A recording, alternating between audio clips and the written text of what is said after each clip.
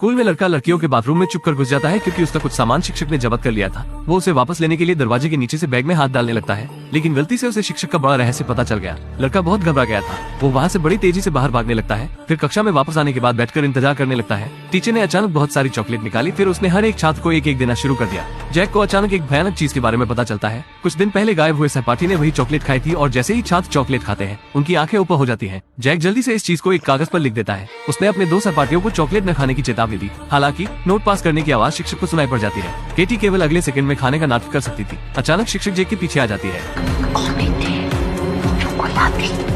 Jack ने तुरंत अपने 2 दोस्तों को बताया, मैंने जो राक्षसी किताबें पढ़ी हैं, उनके आधार पर शिक्षक संभवतः बच्चों को खाने वाली राक्षस है। वे आमतौर पर इंसानों का भेष धारण करते हैं और फिर भोजन के माध्यम से बच्चों को नियंत्रित करते हैं और फिर उन्हें खा जाते हैं। राक्षसी लोगों से वाकिफ होकर दूसरे बच्चों ने तुरंत चॉकलेट को कूड़ेदान में फेंक दिया। जब जैक घर लौटा तो उसने अप्रत्याशित रूप से अपने परिवार को इसके बारे में बताया। ये सुनकर दादाजी बहुत उत्साहित हो गए। हर किसी के चेहरे पर एक अजीब सा भाव है। वो भूखी है। जैक, कौन भूखी है? उसने 70 साल से कुछ नहीं खाया है। सब बच्चों के चेहरे पर अजीब से भाव थे। जब छोटा जैक दुविधा में था तभी शिक्षक ने आकर उसे एक चॉकलेट थमा दी। टीचर ने लड़के को बस में करने वाली चॉकलेट खाने के लिए मजबूर करने की कोशिश की। सौभाग्य से उसका दोस्त अधिक चतुर था। उसने तुरंत कहा कि ज्यादा चॉकलेट खाने से दांत खराब हो जाएंगे। इस बात से शिक्षक को बुरा लगने लगता है, इसलिए शिक्षक उसे और चॉकलेट देने लगती है। इससे कुछ देर के लिए माहौल बेहद अजीब हो गया। जब 3 छात्रों को नहीं पता था कि न कैसे कहना है, तभी अचानक स्कूल की घंटी बजने लगती है। उन्हें वहाँ से भागने का मौका मिल जाता है। वे जल्दी से कक्षा से भागने लगते हैं। शिक्षक ने देखा कि योजना फिर विफल हो गई थी। फिर उसके पास अन्य छात्रों को वहाँ से चले जाने के लिए कहने के अलावा कोई विकल्प नहीं था। अगले सेकंड में छात्रों का समूह धीरे धीरे कक्षा से बाहर जाने लगता है, जैसे कि वो कोई कठपुतली बन गए हो। इस समय टीचर भी पूरी तरह से गुस्से में थी। अपनी बात को जांचने के लिए जैक और अन्य बच्चे शैतान लड़के को रोक लेते हैं। पहले जो बच्चा बहुत शैतान हुआ करता था, अब वो केवल उकसाने के बाद भी सिर्फ शांत रहने के लिए कहता है। घर वापस आकर जैक ने जल्दी से अपनी माँ को सब कुछ बताया, लेकिन उसकी माँ ने सोचा कि यह स्कूल न जाने का कोई बहाना है। जैक के पास क्लास में न जाने के अलावा कोई विकल्प नहीं था, जिसके बाद तीनों बच्चे जानकारी ढूंढने के लिए स्कूल की लाइब्रेरी में आ जाते हैं। वे राक्षस को खत्म करने का तरीका खोजना चाहते थे। अचानक उन्हें वर्षों पहले का एक अखबार मिल जाता है। उसमें उन्हीं की स्कूल की एक खबर थी।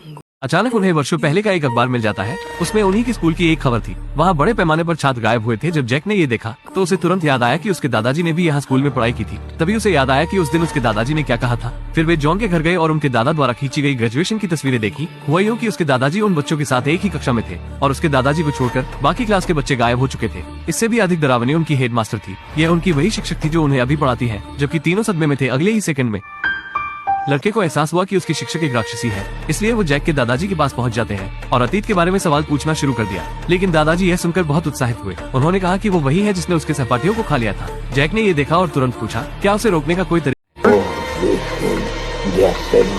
राक्षस को खत्म करने का तरीका ढूंढने के बाद जैक अपने सहपाठियों को बचाने के लिए स्कूल जाने लगता है, लेकिन उसकी माँ उसे डांटने लगती है क्योंकि वो अक्सर स्कूल नहीं जाता था, इसलिए उसे अब स्कूल से निकाल दिया गया है। जैक ने अपनी माँ को सारी सच्चाई बता दी। हालांकि उसकी माँ इससे प्रभावित नहीं हुई। वो बस यही सोचती है कि यह सब उसके स्कूल न जाने का कोई बहाना है, जिसके बाद वो अपने दोस्तों के साथ मिलकर आवारागर्दी कर सके। ये सुनकर जैक ऊपर अपने कमरे में चला जाता है। गुस्से में आकर उसने खुद को अपने घर में बंद कर लिया। शिक्षक वैसे भी उसे नहीं खा सकती है, लेकिन तभी अचानक उसकी माँ ने वो उपहार उठा लिया जो शिक्षक ने उसे दिया था। और फिर कुछ अजीब हुआ। जब भाई ने असामान्य माँ को देखा तो उसने तुरंत जैक को बताया। जब जैक को पता चला कि उसकी माँ स्कूल गई है तो उसे बहुत बुरा महसूस होने लगता है। जैक तुरंत स्कूल पहुंच जाता है। स्कूल के अंदर इस समय सभी माता पिता शिक्षक के बस में थे। तीनों बच्चे तुरंत चर्चा करते हैं कि शिक्षक को कैसे हराया जाए। तभी अचानक जैक की माँ आ जाती है। उसने उन्हें शोर न करने का इशारा किया। तभी उन्हें एहसास हुआ कि दादाजी ने जो कहा था वो सच है। शिक्षक की कमजोरी शोर है। जैसे ही वे चलने के लिए तैयार हो रहे थे, फिर एक लाल चंद्रमा उग जाता है। अगले ही पल टीचर सभी बच्चों को स्टेज पर ले आती है। फिर सब परफॉर्म करने लगते हैं। दर्शकों में मौजूद माता पिता अपना मानसिक संतुलन खो बैठे थे। वे एक तर्कहीन दर्शक बन गए थे। जैसे ही शिक्षक पहले बच्चे को खाने वाली थी,